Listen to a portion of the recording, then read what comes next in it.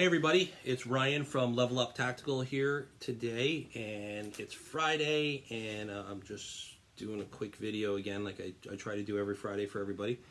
Last week I did a video over about optics and picking optics and trying to figure out what's right for you and everything, but unfortunately I forgot to post it here, and then it's gone. So I'm going to talk about it today.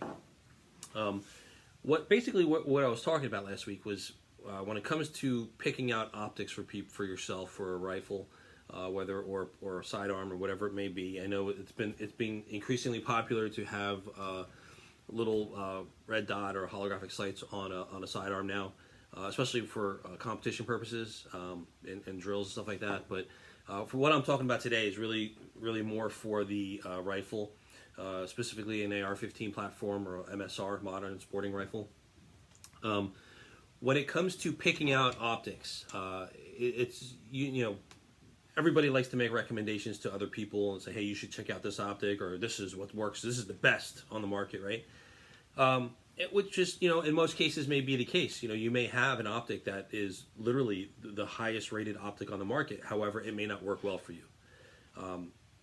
My suggestion to anybody out there who's been in the market for an optic is to really go to the stores. A lot of local gun stores will have a display out, and you can actually grab one and kind of look through it and maybe scan across the room and stuff like that.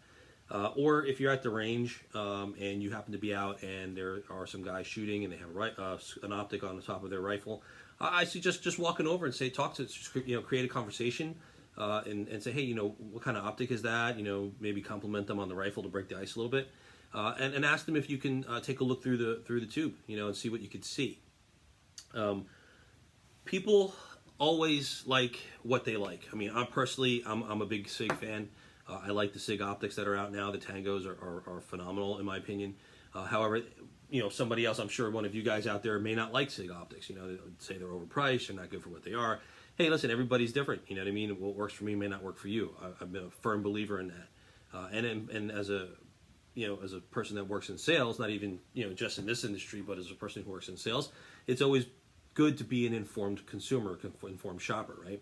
So in any case, I can give you some tips on what to really look for when it comes time to pick your optic. Okay. Like I said, everybody likes to refer something to somebody else, so you always have a friend of yours who's the professional friend, okay, who knows everything that there is to know. You ask a question. You don't need to know about it. This is what you need to know. Listen, let them talk. Do your own research, okay? The one thing that's extremely important when picking out an optic is to obviously identify your price range, okay? Now, in some industries, like for instance insurance, people want to have $1 million life insurance policy, but that's great. $1 million life insurance policy. It's phenomenal. God forbid you die, someone's going to get $1 million. However, that $1 million life insurance policy is not really that great of an idea if you can't afford to pay for it, because then it eventually is going to lapse, right? So in the same respect, an optic that's outside of your price range or maybe is ridiculously priced, it may not be a realistic option for you, okay? Do you want to have a $1,300 optic on a $400 rifle? Maybe you should invest in a better rifle first. That kind of, identify your price range. Know what your limits are, okay? And then find the best optic in your price range at the time. Now, if you've never shot a MSR or any kind of rifle really, with an optic on it, then the question comes up, do you really want to spend $800, $900, or $1,000 on an optic that you're not sure if you're really going to like, shooting that way, okay? I'll give you for instance. Some people, some shooters will buy a rifle, buy an MSR, and they'll go to the range and they'll shoot, 50 yards, 75 yards, with iron sights, or, and I mean, I've even seen people using Magpul M-Bus sights as primary op sights, but people will just shoot that. They'll plink around. They'll shoot, at the range. They're stall shooters. They go to an indoor range. They shoot at a stall 25 yards, and that's the end of the deal. If that's your primary means of shooting, then a long tube or an optic for a longer distance may not be ideal for you. An optic that probably would suit your needs better might be a holographic sight, possibly an EOTech, some sort of a red dot sight. But again, keeping in mind, what are you going to be using the rifle for? What are you going to be using that MSR for? Are you going to be using it to shoot distances? Are you going to be hunting with it? Maybe you have a 308 caliber MSR, or maybe you have a 300 blackout or something you might be using. I mean, it really depends. Again, you got to identify what you're using it for, okay? And then obviously find an optic that fits into your budget, that fits what you're going to be using it for. I'll segue a little bit too. I personally am a firm believer that when it comes to a rifle, a firearm in general, there are different tools for the job, different firearms for different jobs. Okay, now the AR-15 or the M4, the modern sporting rifle, as a lot of people are calling them now, was designed to be an overall package, a universal kind of rifle that can do multiple tasks or fill multiple tasks and jobs. I personally have a number of MSRs that are set up for different tasks, different jobs, different duties, okay? If I plan to shoot distances or I plan to do a distance shooting competition, I will use my longer barreled with a much more robust optic on it, sight on there. So because my 14.5 with my EOTech on there is probably not going to be as accurate and be as useful at the longer distances, okay? Now, you can build, and like I said, the platform itself was designed to be more of a universal fill-in product for firearms, for whatever task you may be using them for, whether it's military uses, law enforcement, whatever it may be. The consumer, which is most of us out here, okay, we buy one and pretty much, like I said, we keep it in that generalized usage. Now, if you're going to be shooting distances all the time, or you need something to shoot accurately at distances, then you want to build a specific rifle or configure one that you have for that task. Now, a distance shooter is going to shoot great at distances. You're going to dial that bad boy in. It's going to shoot long ranges. You're going to drive tacks at distances. Okay. On the same respect, it'll be a little bit more cumbersome to use on a close combat course or CQB course. Say you're gonna you want to run some drills or run some training classes for practical shooting or home defense. That longer barrel is going to be more difficult to go through doors, clear rooms, stuff like that, go around obstacles and whatnot. So again, that longer distance shooter with the longer barrel and the longer optic is not going to be suited well for a shorter in close-in type operation. You can use it for it, don't get me wrong, but it's not going to be as easy to manipulate and as quick to acquire your targets with, okay? On the flip side, like I said before, I have a 14.5 pinned for the NFA purposes to the 16-inch barrel MSR, and I have an EOTech XPS3 on it. Now, this is what I normally will shoot when I'm out at the range or if I'm doing training, because I tend to do more close-in stuff when I do training and teaching. It's great, it drives tacks really up to 75 to 100 yards. It's a very nice shooter. Everybody who uses it loves it. They never want to give it back. It's great for what it does. But if I try to shoot longer distances with it, you got to remember, it's a holographic sight. It's got a little dot in the middle. At a certain point, what I'm shooting at it's covered by the dot, or all I see is a dot, and I'm just like, I guess I'm hitting it. It doesn't have that vision, that draw, the crosshairs of a longer tube optic. So now I can, and I do have for that MSR with the EOTech, I have a flip to the side magnifier, which allows me to basically turn it into a longer range optic. But like I said, that's primarily for if I'm happen to maybe doing like a 3-gun or doing a mixed distance type shooting kind of practice or event or drill or something. I can just flip it in and then post and shoot and then flip it back out and do the close-in stuff again. Now, if you happen to be doing more of a all-around type event that you need distance and close-in, well, then you have the middle class MSR, which for me would be a legit 16. It's actually 16 and a half inch barrel setup, and I have a 4 by. My computer just went off. I have a 4 by 24 Sig Tango 4 on there. For the longer distances, I have I think it's a Tango 6. I could be wrong. I don't remember. I don't shoot the longer distance rifle very often. But in any case, so this Tango 4, it works great. I can punch out pretty good distances on it, and I do have some close in acquisition. I rarely shoot that because my go-to MSR is my 14.5. Just like I said, if I need to shoot the distance, I'll throw the magnifier on there, and there's really no zeroing with it. It's kind of flipped in and good to go. Okay, so that's just a little segue into something that you need to consider. If you're picking out an optic, really, what are you going to be using it for? If you have a 16.5 inch standard MSR that you bought at like Bass Pro or at the local gun store, then the like a Sig Tango 4 or something with a 4 by 24 magnification probably would be a nice nice option for you to pick. It gives you that close in flexibility with the distances if you need it. But like I said, if you're primarily running plinking drills and plinking competition, steel plate shoot, stuff like that everything's like 50 and in, then a scope may not really be optimal for you. I mean, if you're doing accuracy shooting, then definitely, yeah, you want a more precise optic, okay? Now, which brings me to the next point. When it comes to picking out your optic, you really got to consider not just 1, price, 2, what you're going to be using it for, but 3, long-term longevity of the product, okay? You obviously don't want to buy, you're not going to buy a long-term, higher quality optic for $50, okay?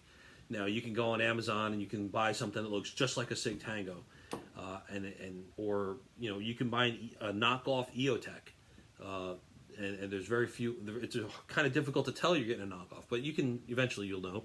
It won't hold zero. It won't. The glass is dirty. The reticle's crooked.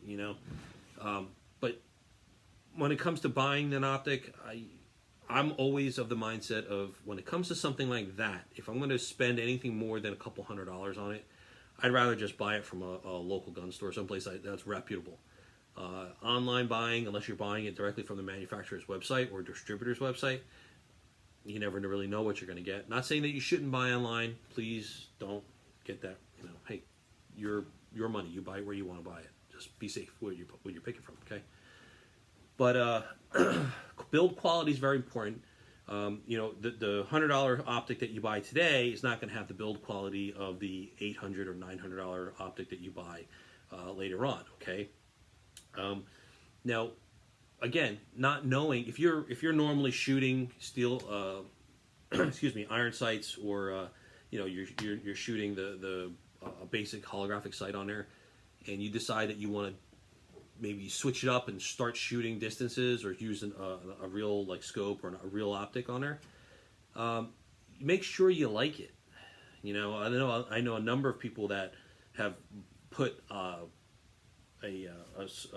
traditional tube scope on their rifle and ended up taking it off after like a month or a couple times of using it because they really weren't using it. They weren't grasping the knowledge. They didn't understand windage and elevation and stuff and drop and all this other stuff. There's a lot that goes into it. When you're picking an optic, not just build quality, you got to think about what kind of reticle you're looking for. There's a company that I love, not just because they're a distributor of mine, but because I just like the company. I mean, they're great. Customer service phenomenal. They have branded products of their own that are phenomenal, and they're a killer. They're a monster in the optics industry right now. It's Primary Arms. The guys out in Texas, they're great. They have a number of products. I've actually recommended their products in the past to people who are just getting into picking up optics and stuff. They have a ton of optics to choose from and look at. Now, all the way up from entry level all the way through until competition worthy or competition grade. And check them out. It's primaryarms.com. and you'll see they have tons of stuff. Everything's affordably priced. They're great. They have a number of different reticles depending on what you have. You have a 5.56, you have a 300 blackout, you got a 308. Are you shooting here? Are you shooting there? You want a chevron reticle? You want a circle, mil dot, whatever? There's so many out there. It's ridiculous. One thing that Primary Arms does very well is that they try to anyway put an image or a rendering of what the reticle looks like. If you're new to the reticle game or new to the optics game, you may not understand what mil dot versus chevron versus horseshoe and all this other stuff is. You're used to seeing on Call of Duty the little circle or the crosshairs with the dot, So it's a lot more than just saying, I need to get a scope. Okay, fine. You shooting long distances? What are you using it for? What kind of reticle do you want? Do you want it illuminated, not illuminated? Do you want IR, not IR? Okay. So for me, like I said, I will recommend people to look at the Primary Arms lineup on a regular basis. Just if you're thinking about getting into the scopes and buying optics, take a look at Primary Arms. Phenomenal product, phenomenal group of people, great warranties, everything's phenomenal. If you're looking for something different, maybe you don't want to go with Primary Arms, then I personally will recommend that you look into the SIG lineup of optics. I personally like the Tango series. It's more of the professional grade optic. The whiskeys are more of the consumer grade, more for hunting. I guess this is how they're marketing it.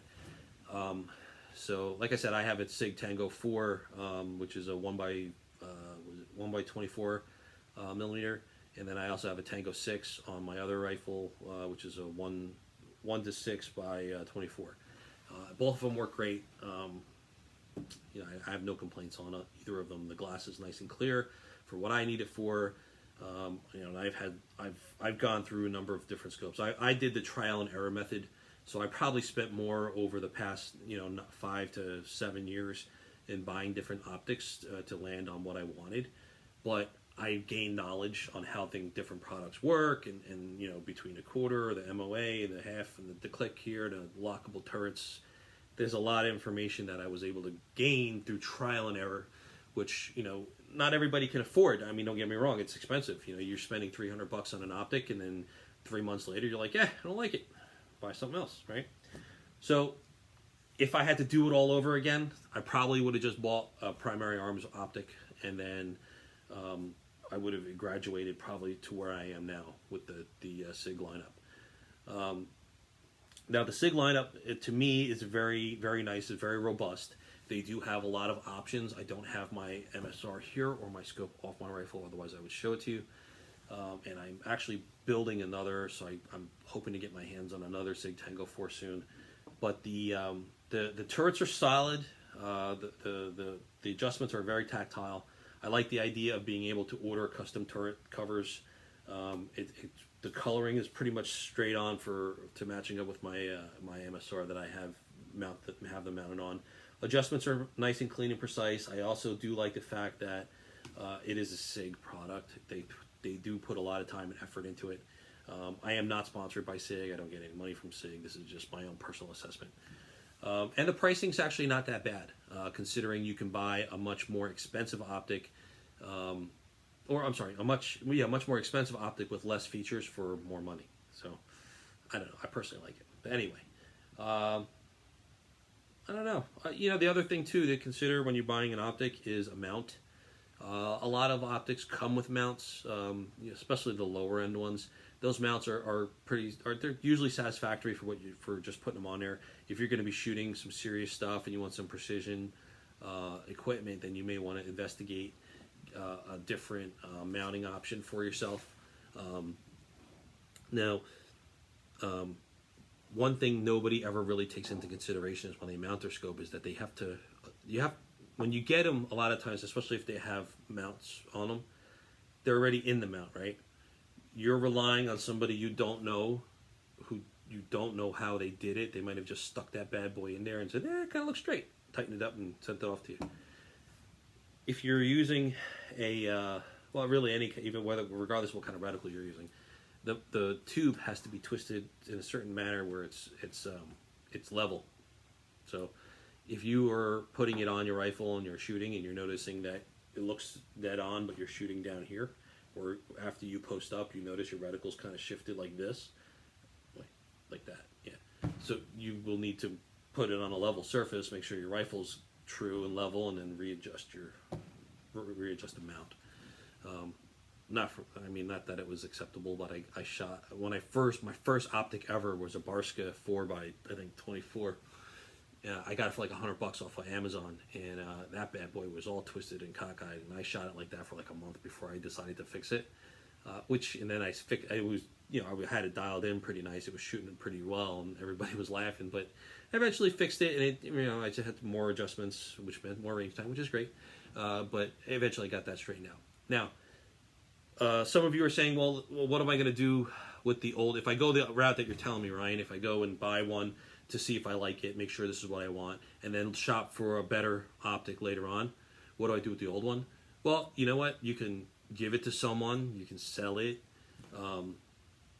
or, my favorite is, well, you have an optic now, right? You have something that you could put on a rifle, but you don't have a rifle, so maybe you need to buy a new one or build one.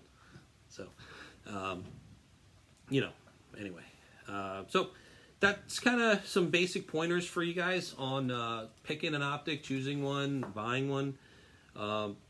Take some time, do some research, see if you could try one out from somebody at the range, and make some good decisions. And obviously, identify what you're really going to be using it for. Pick the right accessories for the right tool that you'll be using.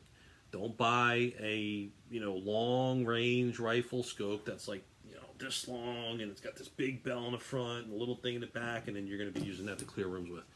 It's not going to work. Okay. I think that's it. I think that's all I want to talk about. You know what? Maybe one more thing. Backup sights for optics, they go down all the time. Not all the time. They go down. Okay, at times. Battery might go out, so the illuminated reticle might not be good, or possibly you banged it and now the optic's not true anymore. I personally like the 45 degree cant to the side. The reason being, and I don't have my rifle with me, otherwise I would show you. On all of my rifles, MSRs, I do have 45 degree sights. I do take the time to dial them in. One of them I actually have flip up ones, so I do have to actually come off the rifle slightly to flip up my sights and then gain acquisition. But the other two have permanently mounted 45 degree sights. So basically, if I'm posted up like this, my optic goes down. I just basically turn my rifles like this, and I can see down the 45 degree iron sights that are already deployed. But they do sell flip out ones where they, God forbid, you can get behind cover, flip up and go. I personally would rather just go like that and boom, boom, boom, bang. Oh, my optic went down. Boom, boom, boom. Okay. They're out there. They're like $50 to $100. Buy them, get them mounted, spend some time making sure you dial them in on the bench. And God forbid you're in a situation that your optic goes down, 45 degree turn, bang, bang, bang, bang. All right. As always, guys, stay safe, shoot straight. It's Friday. Have a great weekend. Hopefully it's going to be nice where you are, so you're out at the range. I don't know. Take care, guys.